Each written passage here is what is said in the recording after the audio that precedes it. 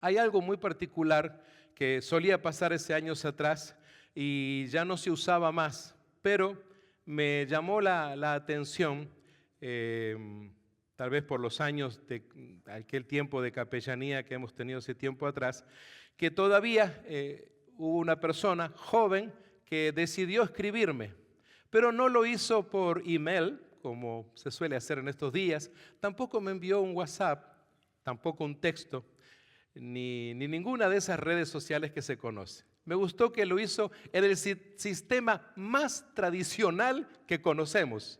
Sí, y muy bueno porque me gusta el hecho de poder abrir. De hecho, le he pedido permiso para leer por lo menos una parte de su carta, y es la que, confieso, me estimuló mucho.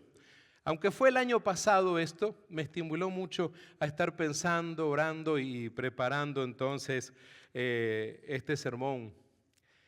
Y fíjense ustedes entonces que este joven me escribe diciendo, después de una introducción que hace, recordándome quién es él, que fue un adolescente, que estuvo aquí en la iglesia ya hace muchos años, y después de eso, más abajo en la carta dice, querido Pastor Roberto, como recordará, yo fui parte de su iglesia durante mi adolescencia.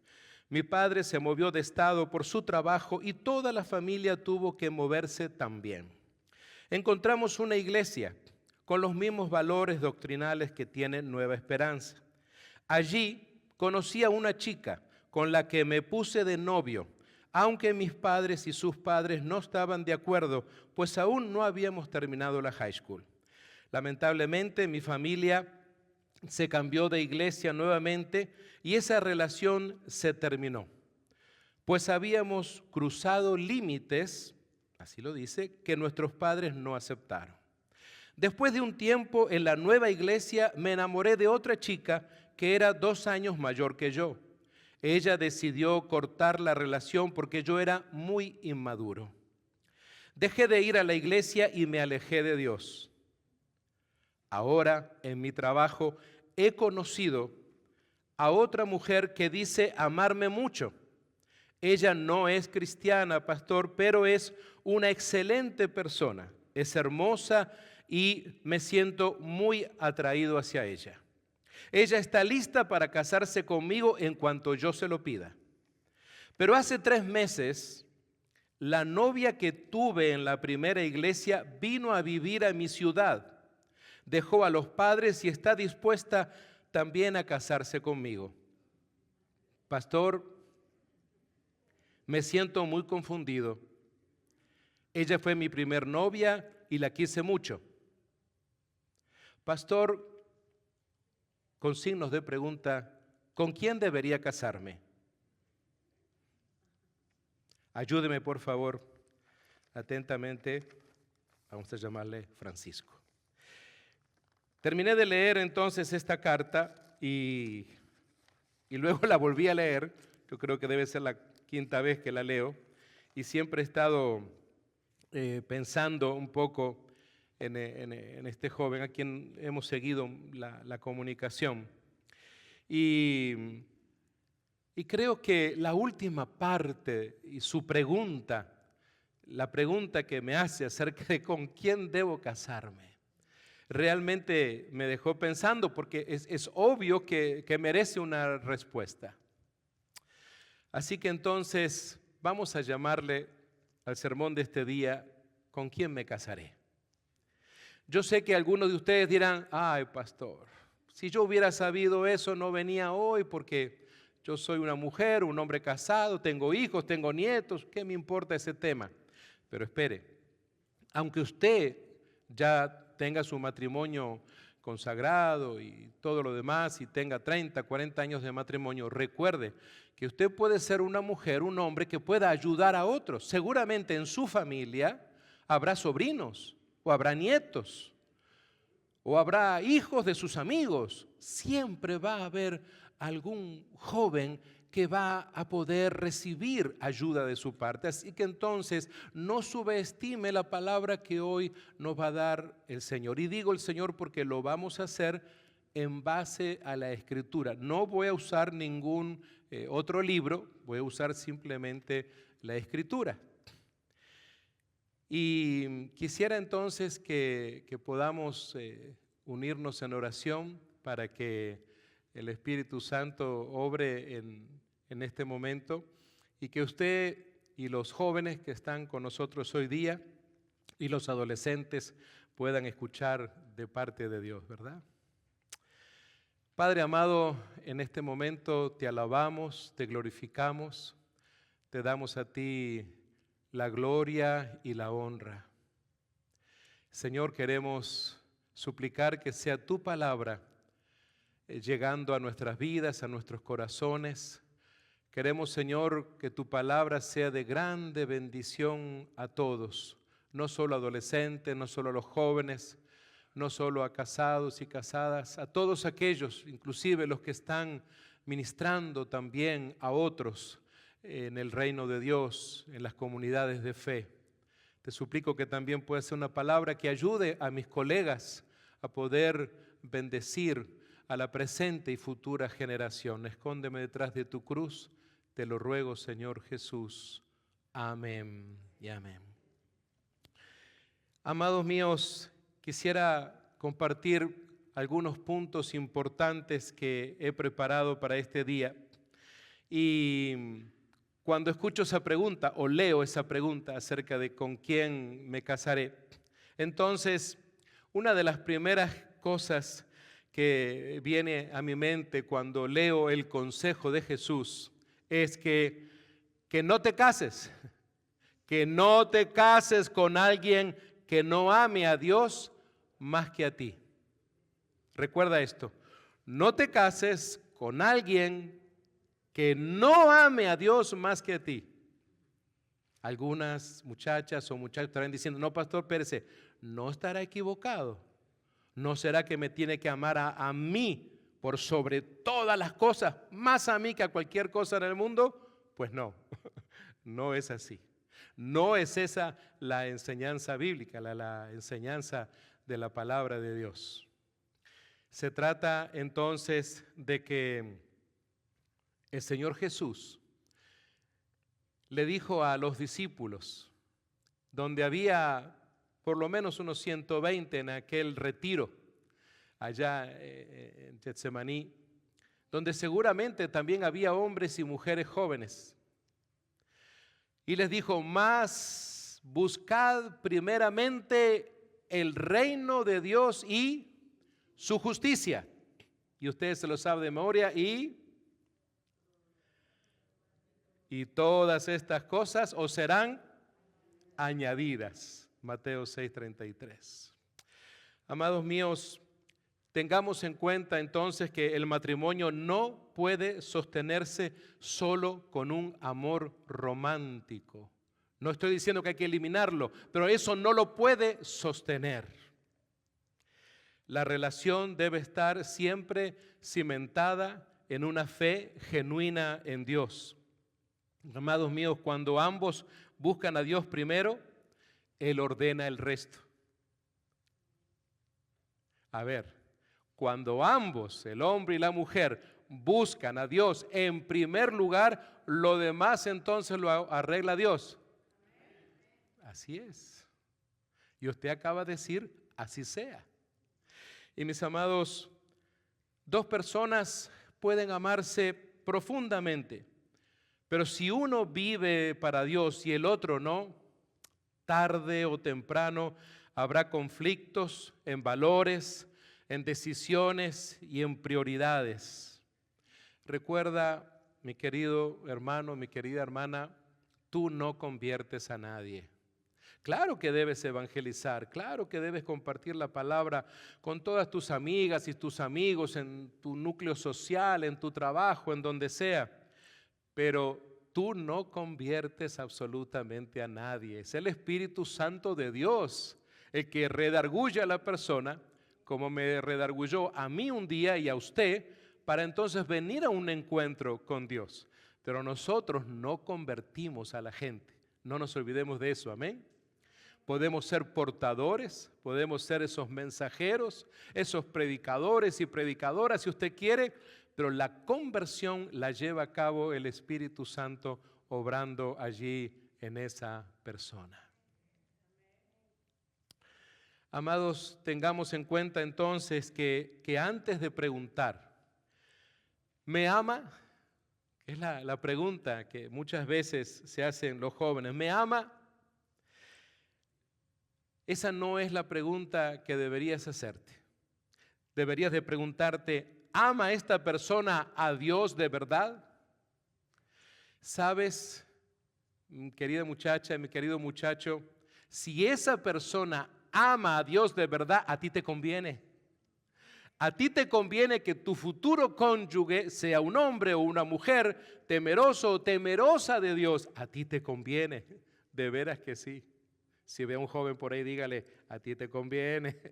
A ti te conviene en realidad que sea temeroso de Dios.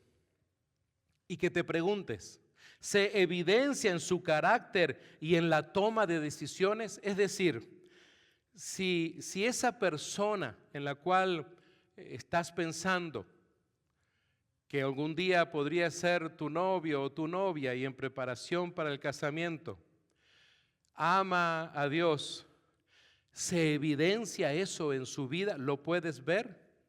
¿O está tan escondido que no se puede ver? ¿Cómo se evidencia esto? Antes incluso de entrar en el noviazgo. Una cosa importante, yo sé que para algunos va a ser así como ¡puf!, un choque, pero es lo que dice la Escritura. El noviazgo no es, y póngale mi firma si quiere, no es para conocer a la persona.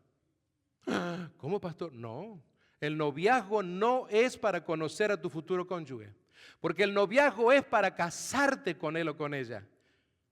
Bíblicamente hablando, deberíamos de haber tenido la etapa de la amistad, no de la manito humedecida, no del besito, del besuqueo, ni del manoseo. De eso se trata. Estamos predicando en este siglo, señoras y señores. Esa es la realidad.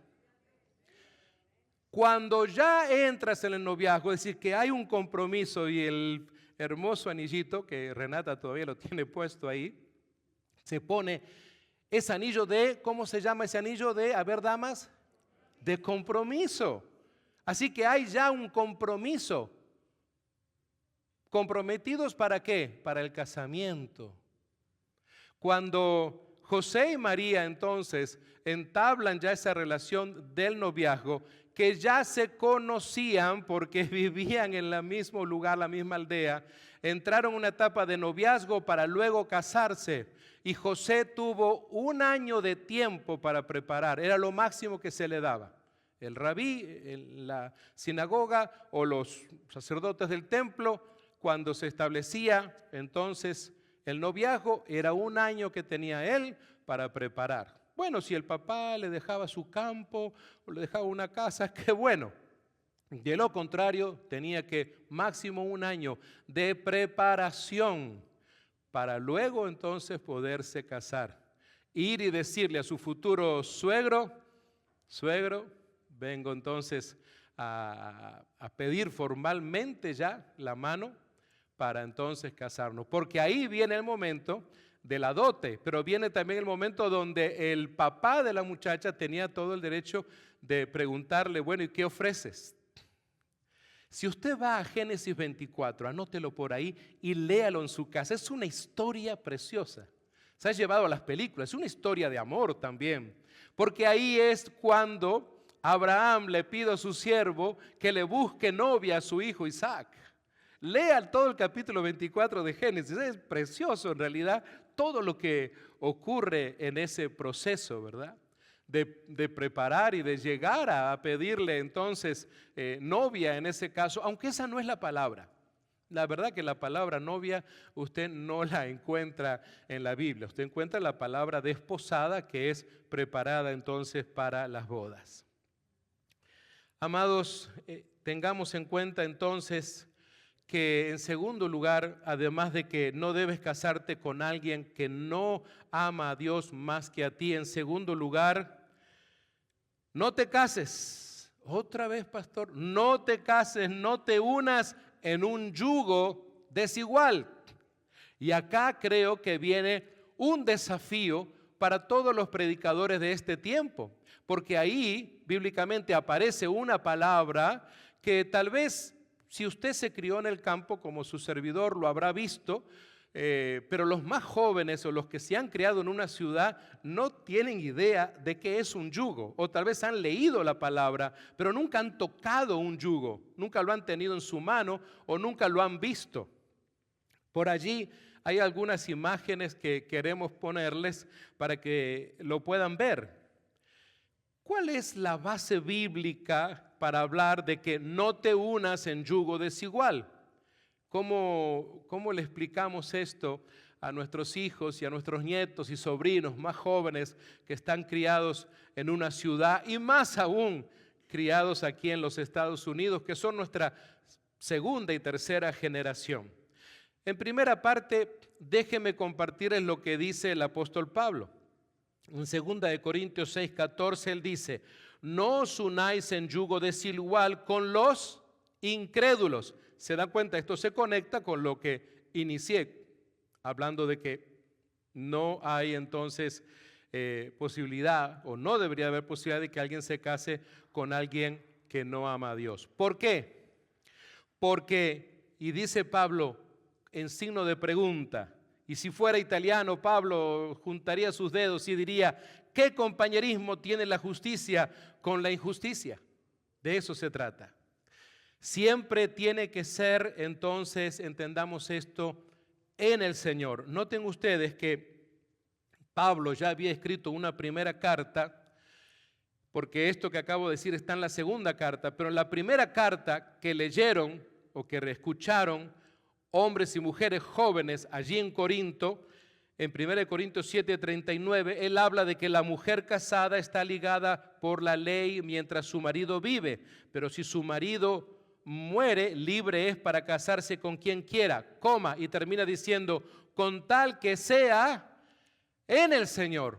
Ahí está la clave de esto, que tienes que asegurarte entonces de que ese casamiento que un día vas a tener, no importa si va a ser dentro de 3 meses, 5 años, 20 años, el asunto es que sea en el Señor. No creo que hay un solo amén. La clave está que sea en el Señor. Amén. De eso se trata. Y tendríamos que hacer todo otro sermón para entender qué es hacerlo en el Señor. En las imágenes que ustedes están viendo, seguramente la unión entre un yugo desigual siempre termina mal, porque uno quiere una cosa y el otro quiere otra. Usted no puede entonces, imagínense que usted va al campo, supóngase que encuentra a estas personas que trabajan en el campo en un sistema, digamos, tradicional de arar la tierra, no con tractores, sino que lo hace con animales. Y entonces él lo está haciendo, digamos, con 2 bueyes. Hay lugares que todavía se sigue usando esto, aunque usted no lo crea, porque no hay recursos para comprar estos mecanismos tan sofisticados. Pero siempre usted va a ver que usan a 2 animales iguales, casi siempre 2 bueyes. Imagínese que usted va y le dice al campesino: oiga, ¿por qué no pone a descansar a uno de los bueyes y por qué no pone a aquel burro que no está haciendo nada? ¿Qué cree usted que le va a decir el campesino, el hombre que tiene experiencia de campo, de arar la tierra? ¿Usted cree que le va a decir: vaya, qué buena idea, gracias, lo voy a hacer? ¿Usted cree que hará eso? No, porque sabe que ambos animales que cumplen una función diferente allí en el campo no van a poder trabajar juntos por el tamaño del animal, por la diversidad de fuerza, porque el uno se distrae más que el otro. Así que sabe que tienen que ser 2 animales iguales en este caso. Yo lo he visto en los campos de mi abuelo usando 2 caballos grandes, fuertes, también se puede así, pero eran 2 equinos, 2 caballos. Así que entonces, ¿por qué es que la ilustración bíblica habla de eso? Porque esto era algo muy fácil de entender. Cualquier joven, cualquier persona que escuchaba eso sabía y decía: ah, muy bien. Si un día me voy a unir en santo matrimonio, va a ser con alguien entonces que ama a Dios como yo le amo también. No podía ser, imagínense, un muchacho judío casándose con una muchacha griega, pagana. Él sabía que eso no iba a funcionar. Así que no era difícil para ellos entender este concepto. Hoy creo que tenemos que explicarlo con imágenes. Amados, el yugo une a dos para caminar en la misma dirección. En el yugo desigual, uno quiere ir para un lado y el otro para el otro. Un matrimonio espiritual y emocionalmente desigual produce algunas cosas. Por ejemplo, produce desgaste, produce frustración y también produce dolor. De eso se trata. Un creyente que desea servir en la iglesia con alguien que desprecia la fe, termina eligiendo entre su llamado y su relación. Y esto despertará una incertidumbre muy, pero muy fuerte en su vida, y es muy probable que no le volvamos a ver en la iglesia. No intentes evangelizar, como dije hace un rato, a alguien por medio del matrimonio. El matrimonio no fue hecho como un medio evangelístico. El matrimonio no es para evangelizar. Te dirá, ¿cómo que no, pastor? No, no es así. Dios no usa el matrimonio como una herramienta misionera, sino como un pacto santo. De eso se trata, porque el matrimonio es un pacto creado y diseñado por Dios. Amén. Es un pacto, un covenant. Así que, amados míos, entendamos esto. El pacto es algo serio. El noviazgo no es para conocer a la persona, sino que el noviazgo te prepara para entrar al pacto. De eso se trata. En tercer lugar, no observes solo su apariencia, observa su carácter. Recordaba hace un par de años con una muchacha joven del primer servicio que tenemos en la mañana, que me dijo que se había puesto de novia y le pregunté, bueno, qué bien, ¿y por qué por qué quieres entonces casarte con fulanito? Ay, he's so beautiful. Me dijo, él es tan lindo. Yo le dije, escúchame, pero no se trata de que si es lindo o no es lindo, ¿no?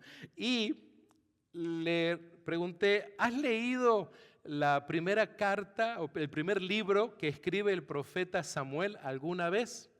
Y me dijo, I don't know, I don't remember, no sé, no lo recuerdo. Y yo le dije, mira, le busqué el pasaje, le dije, saca tu Biblia de inglés para que lo pueda leer porque ese es su primer idioma. Y dice, en español dice, Jehová no mira lo que mira el hombre, pues el hombre mira lo que está delante de sus ojos, pero Jehová mira el corazón. Y le dije, what do you think about? ¿Qué piensas acerca de esto que has leído? Ay, Pastor Robert, me dice, es que él es tan lindo, pero y tiene unos ojos tan hermosos. Yo le digo, escúchame, pero espérate, ¿tú te vas a casar con él o te vas a casar con sus ojos? ¿Sí? Interesante, ¿verdad?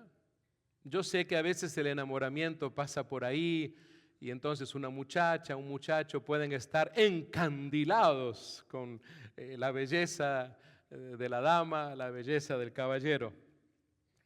Pero recuerda que la belleza cambia, la belleza es efímera, ¿sí? ¿O no vieron las fotografías de este servidor de ustedes cuando tenía 20 años? ¡Qué galán!, ¿verdad? Y ahora, ¡ay Dios! Con dolor por acá, por allá. Así que el tiempo, damas y caballeros, aniquila la belleza. Esa es una realidad. La que no aniquila es la belleza interna, la belleza del corazón, la belleza de tu alma. Amén. Bueno. Pero fíjense en ustedes entonces de que deberíamos de hacernos una pregunta. ¿Cómo está el corazón de esa persona? Esa persona que es tu amiga o tu amigo antes de entrar en cualquier noviazgo. Es interesante que uno de los hombres, bíblicamente hablando, más sabios que encontramos en las Escrituras, como lo fue Salomón, aunque también podríamos hablar de otras cositas de Salomón, ¿verdad? Pero él escribió en su proverbio, el capítulo 4 y verso 23, y dijo, de parte de Dios, sobre toda cosa guardada, guarda tu corazón, porque de él mana la vida. Qué interesante es eso. No se está refiriendo a este corazón, a este músculo, este miembro que tenemos aquí, casi en el centro del pecho que está bombeando la sangre. Está hablando justamente de ese ser interior, del centro de nuestra alma, de eso, a eso se está refiriendo, ¿sí? Recuerden que un joven hebreo nunca le decía a una dama, a una muchacha, nunca le decía, te amo con todo mi corazón. Eso no estaba bien visto. Tenía que decirle, te amo con todas mis entrañas, que es el centro de su ser. Yo sé que una muchacha, si un amiguito le dice, te amo con todas mis entrañas, va a decir,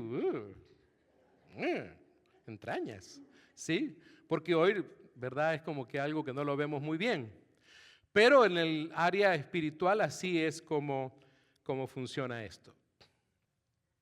Otra cosa que también viene a mi mente acerca de algunas preguntas.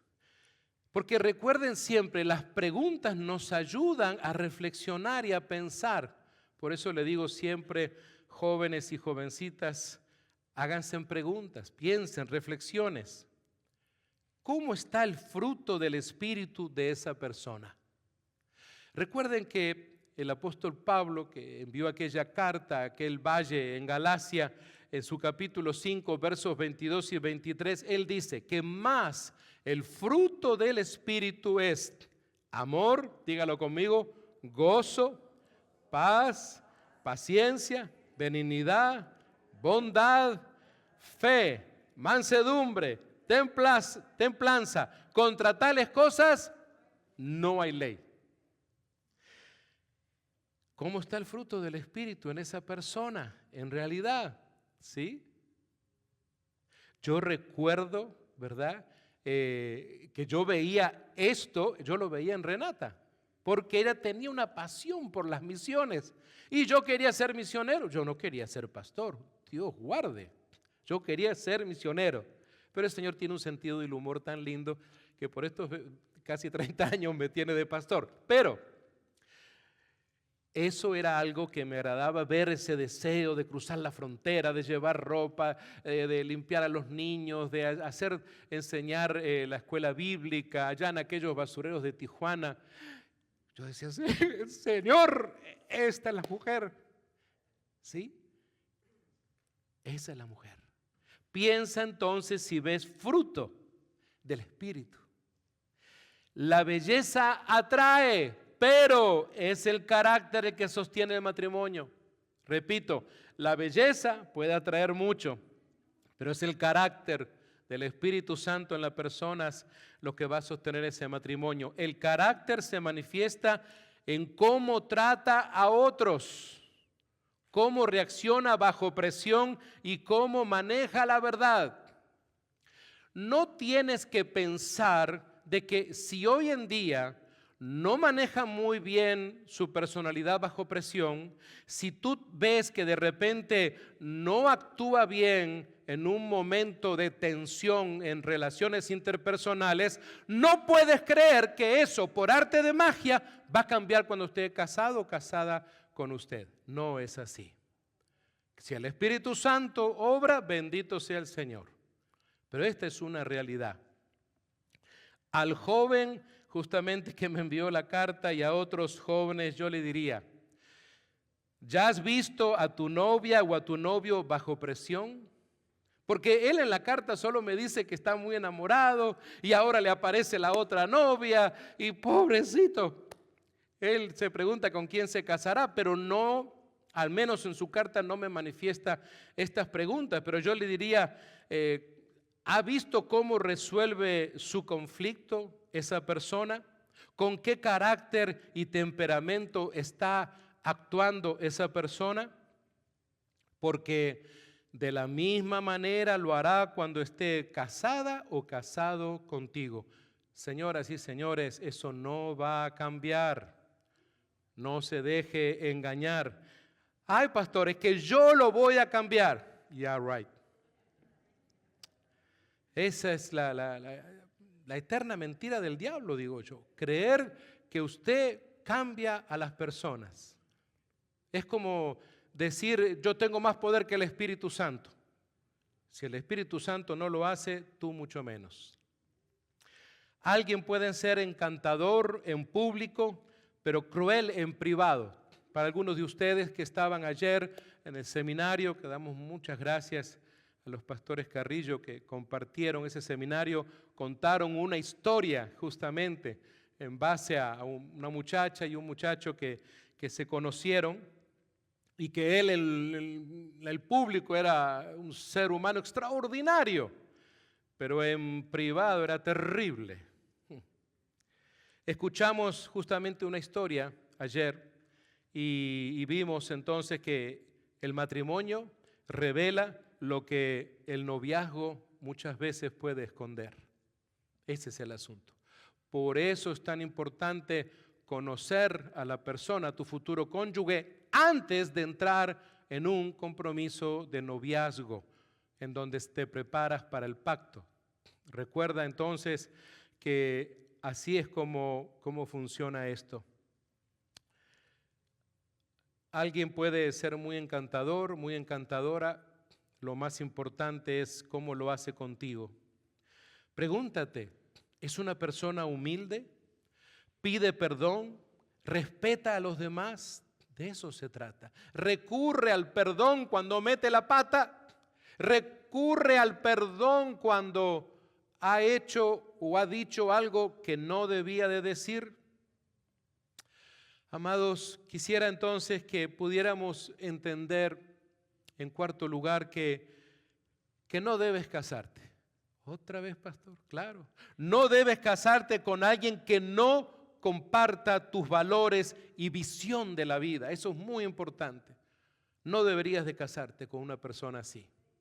Ustedes tienen allí una imagen que espero les pueda ayudar, que he tratado de hacerla también en inglés, pero en esa imagen que ustedes están viendo, tienen ahí prácticamente todo el referente de lo que es el valor bíblico, espiritual para nosotros los cristianos.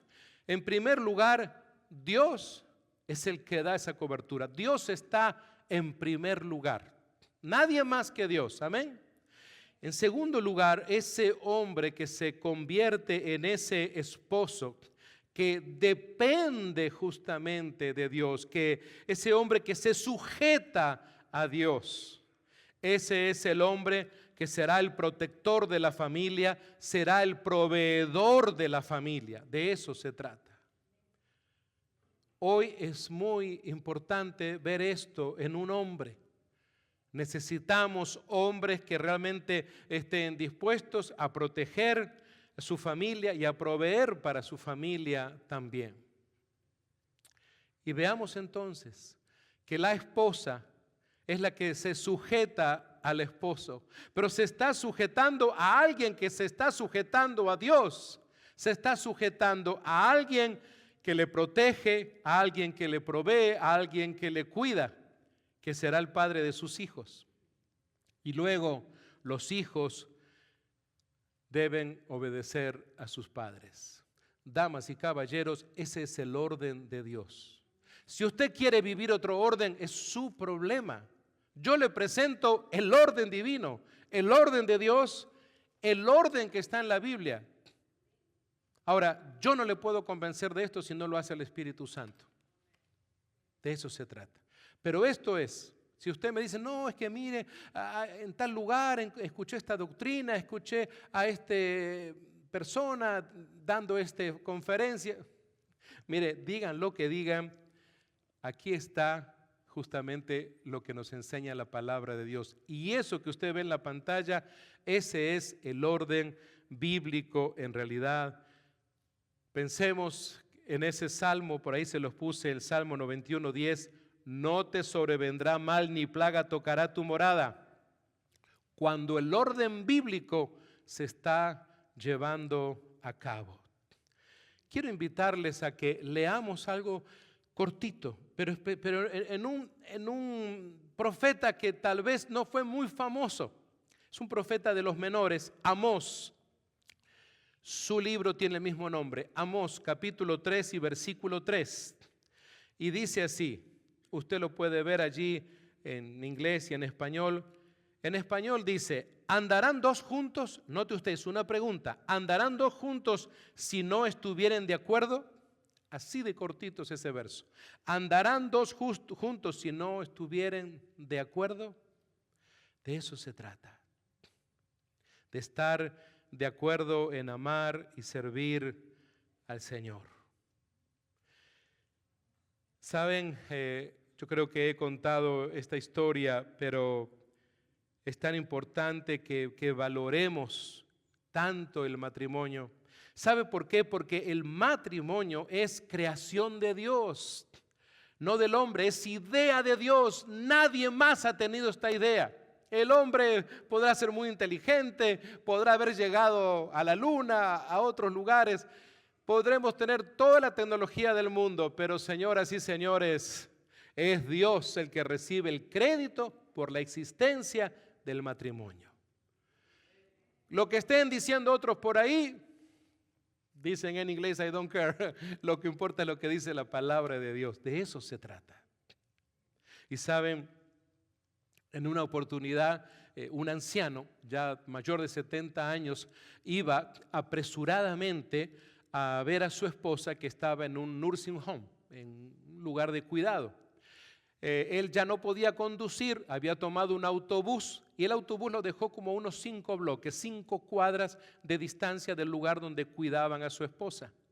En ese caminar rápido pasó cerca de unas ramas de un rosal muy grande que tenía espinas.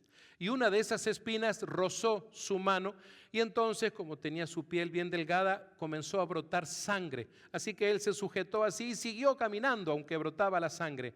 En esos 5 cuadras, justo a la mitad, hay un urgent care. Entonces él dice, voy a ir a ese urgent care que me curen rapidito porque no me van a dejar entrar así si me ven con toda esta sangre. Así que entró al urgent care, le fue bien porque no había gente, una enfermera lo atendió y lo hizo pasar a una sala. Y entonces comenzó a hacerle las primeras curas, limpiarle, se dio cuenta que no era demasiado grande el corte, pero le dijo, mire, por lo menos voy a invitar a llamar a una enfermera porque va a llevar por lo menos 2 puntos de costura para que cierre bien esto porque hay un corte allí. Ay, pero señorita, yo estoy apurado, tengo una cita a las 12 en punto y faltan media hora, por favor, necesito que me ayude, necesito irme. Está bien, no se preocupe, abuelo. Habló con la enfermera viene, una enfermera certificada para hacer eso, lo vuelve a preparar, a limpiarle un poquito más, pero llega una ambulancia con emergencia. Entonces la enfermera le dice, por favor, espérese, que tengo que ver de qué se trata. Así que entonces se demoró atendiendo ese llamado que había allí. Y este hombre, este abuelito, estaba desesperado y llamó a otra muchacha, por favor, si no me atienden, yo me voy así como estoy. No, usted no se puede ir, mire la sangre. No se puede ir, ya viene la enfermera enseguida. Entonces, tengo una cita, me tengo que ir, es una cita muy importante para mí. Viene la enfermera y le dice, caballero, pero, a ver, está bien, yo lo voy a atender. ¿Qué le pasa? Es que tengo una cita muy importante. Perdón, ¿de qué se trata esa cita? Mi esposa me está esperando. Todos los días almorzamos juntos. A las 12 en punto yo tengo que estar almorzando con ella. ¿Y ella trabaja en alguna parte? No, ella está en el nursing home donde atienden allí a personas con enfermedades mentales. Le dice la enfermera, comprendo. ¿Y ella qué enfermedad tiene? Tiene Alzheimer por algunos años. ¿Y ella sabe quién es usted? No, ella nunca me reconoce.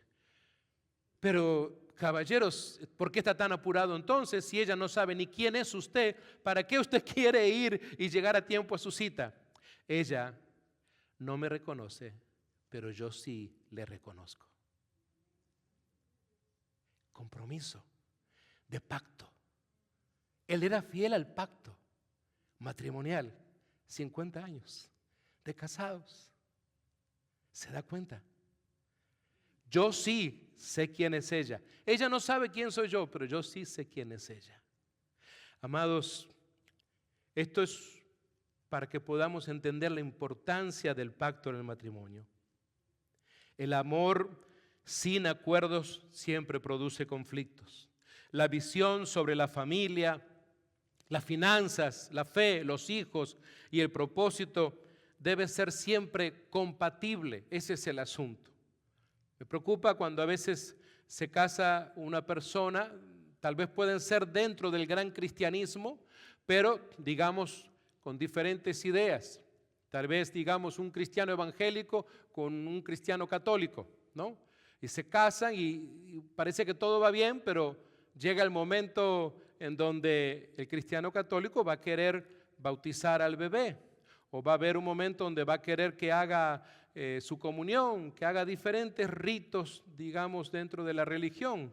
Y la persona cristiana evangélica va a ir a la Biblia y dice, no, pero no es eso lo que nosotros practicamos en mi familia. Entonces ahí comienzan las primeras tensiones, los primeros choques. ¿Qué pasa si uno quiere servir a Dios y vivir con sencillez y el otro solo busca el éxito material? Con el tiempo, amados míos, eso genera tensión profunda y conflictos muy tristes, definitivamente. Amados, hablen claramente antes de entrar en una situación de noviazgo. Hablen claramente como amigos acerca de la fe, de la familia, del dinero, de los ministerios, de los hijos, sobre la sexualidad, y acepten el consejo de sus padres y de los ancianos de su comunidad de fe. Amados míos, a los más jóvenes quiero decirles que observen cómo maneja sus emociones y conflictos. Quiero hacer hincapié en este tema. Saben, Salomón una vez más en su Proverbio 14, verso 29 dice, el que tarda en airarse es grande de entendimiento, mas el que es impaciente de espíritu enaltece la necedad. Así que entonces observa realmente a esta persona. No nos olvidemos que la blanda respuesta no se ponga, dice, la blanda respuesta quita ¿qué cosa? La ira. Mas la palabra áspera hace subir el furor. ¿Hay respuestas blandas o hay respuestas o preguntas llenas de ira? El apóstol Pablo también le escribe a los hermanos en Éfeso, capítulo 4, versos 26 al 27, y les dice, airaos, ¿te quieres enojar? Enójate, pero no peques, ese es el asunto. No se ponga el sol sobre vuestro enojo, ni deis lugar al diablo. Amados míos, el matrimonio no elimina los conflictos, los revela, te los muestra, ese es el asunto. Tengamos en cuenta que la madurez emocional es clave para un matrimonio saludable. Recuerden lo que aprendimos justamente ayer, los que vinieron al seminario. Si alguien grita, si manipula o hiere cuando se enoja, lo seguirá haciendo después del día de tu boda. Eso no va a cambiar. Es así. Ese cambio tiene que suceder en la persona a través del mover del Espíritu Santo, mucho antes de llegar al altar en una iglesia, o mejor dicho, al escritorio del registro civil. De eso se trata. No ignoren las banderas rojas que a veces el Espíritu Santo está flameando allí. Pregúntate, ¿cómo responde cuando no obtiene lo que quiere? ¿Sabe dialogar con respeto? Y tantas otras preguntas más. Busca siempre la confirmación en oración y el consejo sabio. Proverbios capítulo 20, versículo 18. Voy a dar un poquito de tiempo, algunas personas se están moviendo, están saliendo, vamos a esperar. A ver cuántos se me van. 1, 2, 3, 4. Bueno, escuchen esto. Proverbios 20, 18. Los pensamientos con el consejo se ordenan y con dirección sabia se hace la guerra. Los pensamientos con el consejo se ordenan. Y luego Salomón dice en el 11:14, donde no hay dirección sabia, caerá el pueblo, mas en la multitud de consejeros hay sabiduría o hay seguridad. Recuerden, cuando puedan, por favor, leer Génesis 24. Tenemos allí un relato muy interesante acerca de la importancia de prestar atención a la voluntad de Dios y el consejo de los ancianos. Dios confirma su voluntad a través de la oración y de líderes espirituales maduros.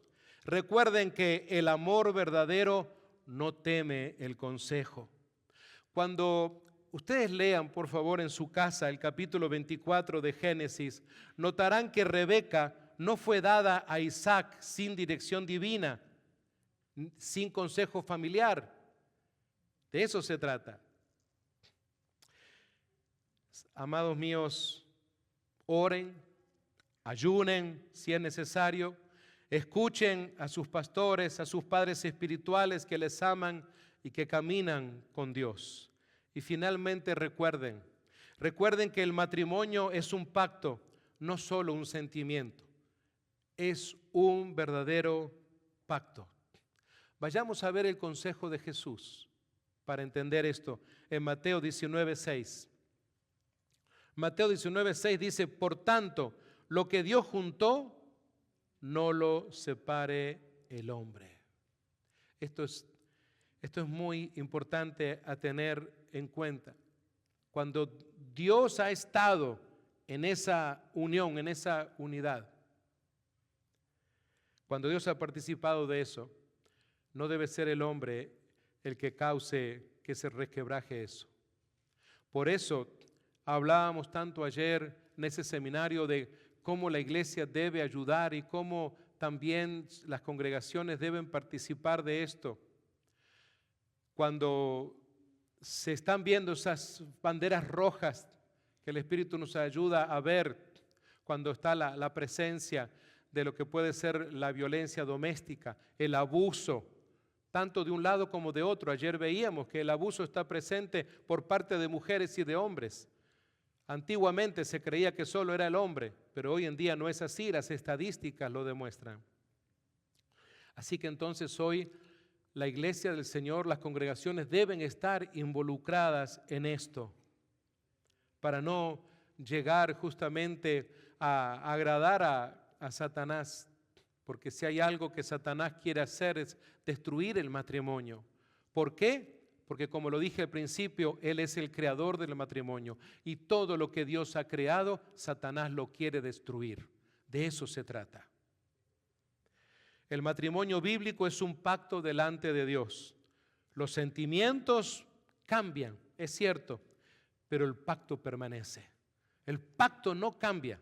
Tus sentimientos pueden cambiar de una manera u otra, hasta tus maneras de pensar, pero el pacto no va a cambiar porque tus sentimientos cambien, el pacto no va a cambiar porque tus maneras de pensar cambien.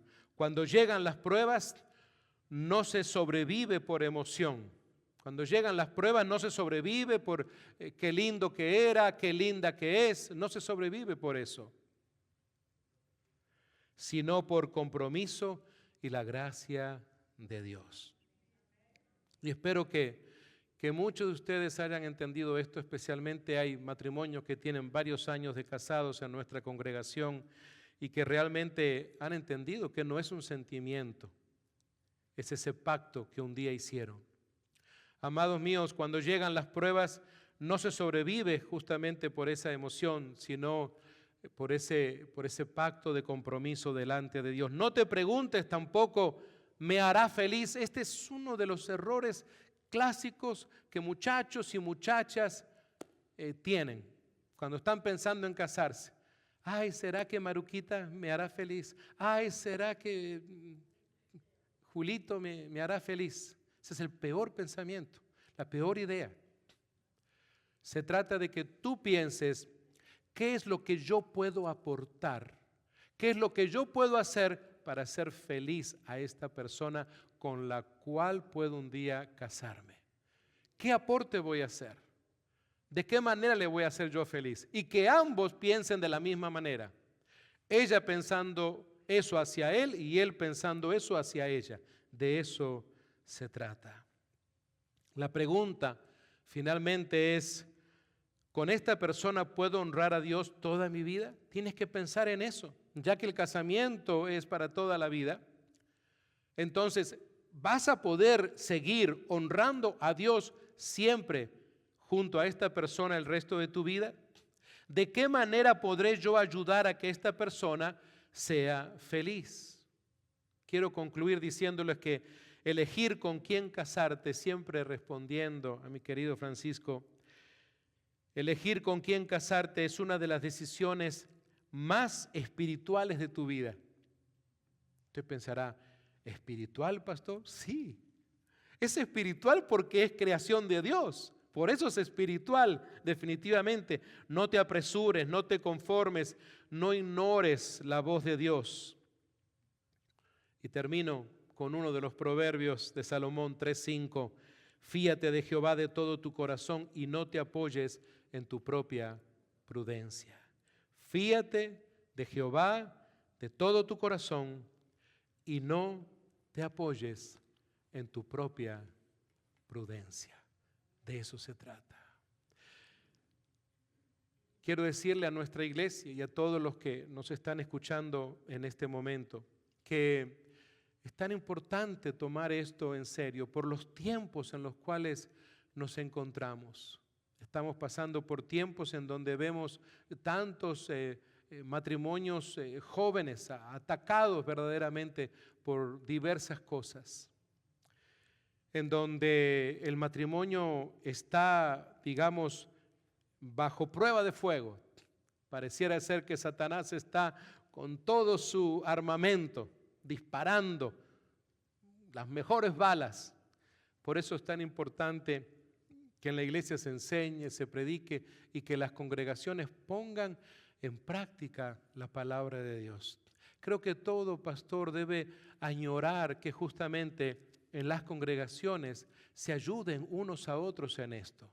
No esperar que, vamos a ver qué día el pastor predica de este tema para ayudarte. No, sino que ahora muchos de ustedes que están criando, muchos de ustedes que son los papás y las mamás o tías o abuelos de estos niños que hace unos minutos atrás estuvimos orando. Y recuerden, hoy los tuvimos aquí en el altar, oramos por ellos. Aquí estuvieron muchos que hoy ya están muy grandes, ¿sí? Algunos están en la alabanza, otros están en otros estados, en otros países incluso. Otros están estudiando en universidades, etcétera. Pero recordemos esto, es función de la iglesia, por eso hablamos de comunidades de fe, donde nos ayudamos, donde si usted es un anciano de la iglesia, debe ayudar entonces a los más jóvenes y todos los que están en el liderazgo de parte de Dios. Esto es tan importante, así debe funcionar la iglesia. Amaos los unos a los otros, ¿verdad? El segundo gran mandamiento, amarás a tu prójimo como a ti mismo. Parte de amar a tu prójimo es justamente aconsejar, ayudar, guiar a los más jóvenes. Y tan importante es, mamá y papá, no debes dejarlo librado para que, vamos a ver qué pasa. ¿Cuándo es que vamos a hablar de esto en casa con nuestros hijos y nuestras hijas? Cuando tengan 18 años, 20 años, too late. Ya es muy tarde a esa edad. Desde muy niños y niñas hay que comenzar a hablar de que un día se va a formar una familia, como mamá y papá lo hicieron. Pero debes de perder toda pena, toda vergüenza y hablar porque la palabra te respalda y especialmente si eres un sacerdote espiritual en tu hogar. Papá, es tan importante esto y mamá, que acompañes a tu esposo en esto. Y si no está el esposo, uno de los dos tiene que entablar estas conversaciones. Son tan importantes para que nos aseguremos entonces de que nuestras hijas y nuestros hijos, nietos y nietas, ya tengan una mentalidad pensando en la importancia del matrimonio, que el matrimonio no es como el mundo lo propone hoy. No te preocupes, si te va mal, conozco un abogado que te va a ayudar. Amados, así actúa el mundo, de veras. Así dice, no hay problema, cásate. Y fíjate, a ver dentro de 3 meses si la cosa no funciona. Ustedes no saben la cantidad de millones de dólares que se mueven en este país solamente dentro de los bufetes de abogados que están solamente dedicados a divorcios. No hacen otra cosa. Hay mucho trabajo. No hay oportunidad de atender casos de migración, de otros casos. Solamente eso. ¿Por qué? Porque hay mucho trabajo. Imagínense ustedes. Amados, tenemos que trabajar nosotros como iglesia. El cuerpo de Cristo tiene que desarrollar esto. Tenemos que enseñar a nuestra presente y futuras generaciones acerca de la importancia del matrimonio, como lo hacía el pueblo de Dios. El pueblo de Israel tomaba muy en serio este tema. Así que entonces, amados, les invito a que podamos orar justamente por nuestra presente generación, nuestra futura generación, orar por nuestra iglesia, orar por nosotros mismos, que podamos ser verdaderamente hombres y mujeres, que podamos acompañar en la toma de buenas decisiones a toda esta generación. Nos ponemos de pie para clamar a Dios juntos, ¿sí? Despedimos a todos nuestros amigos y amigas que se han conectado este día. Dios les bendiga de manera muy, pero muy especial. Únase conmigo.